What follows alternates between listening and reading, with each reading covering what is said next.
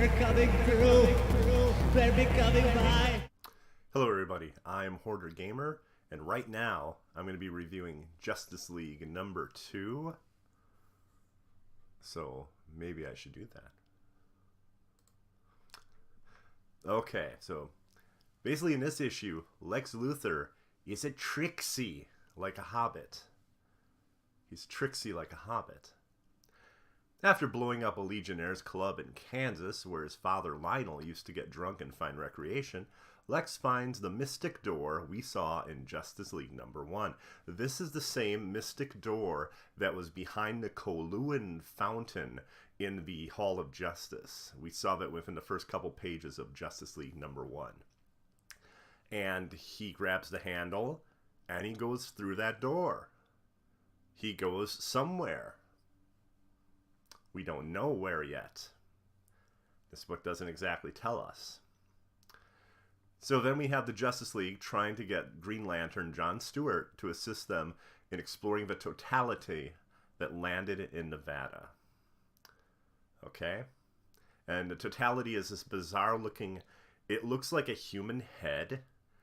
And my tinfoil hat theory is somehow it is Lex Luthor's head. Not exactly sure how or why. But that's in Nevada. And with the multiverse dying, they think this totality is the key to saving it. Now, through the Martian Manhunter's abilities, Batman is able to implore John to help them, John Stewart. Now, this is actually really funny, because the way they do this is, first off, Swamp Thing pops up, and John Stewart's like, what's going on, Swamp Thing? And then all of a sudden, there's Batman, and he's like there almost like a vision, basically, I guess you could say. And he's talking to him. He's like, we really need your help. We could really use your help now. And all of a sudden it gets noisy and everything. And he's like, what's the commotion, Batman? What's going on there? And as he's talking, he's also telling that Waylon Jones is mutated into a dinosaur-like creature. And that, you know, that's what they think the totality caused that once he went through it. And he's like, that's Waylon Jones. So then they cut to this awesome dinosaur version of Killer Croc where he is huge, just gigantic, fighting the Justice League. And I come to that later. That's actually an image that I thought was indelible and I had to talk about.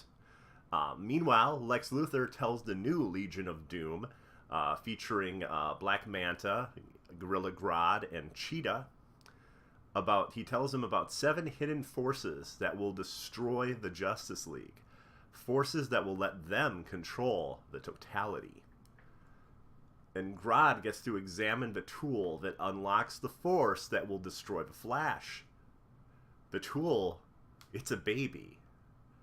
But Grodd uses his mind abilities and realizes this baby is not ordinary and has immense powers. When Lex Luthor introduces him, he says that this is a true evil genius. Okay?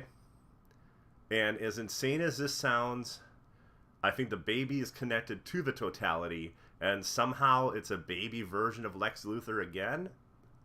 I don't know. Scott Snyder's wild and crazy, it's hard to say. He did Metal.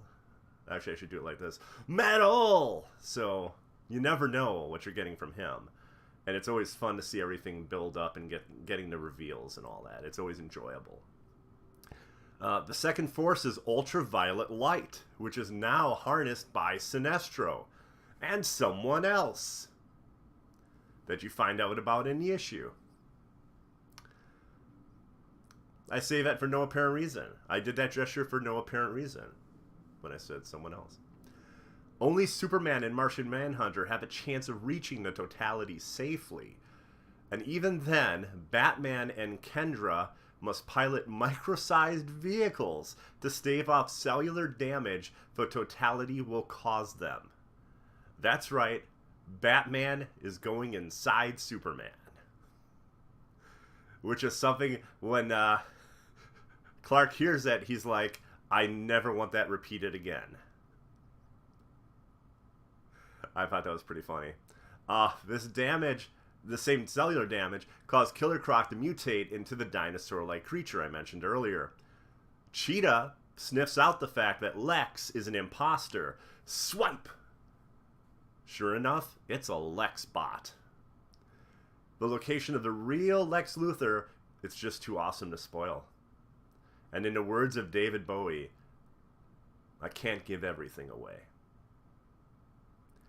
I love the direction and ideas that Scott Snyder infuses into Justice League, building off the aftermath of the Metal series.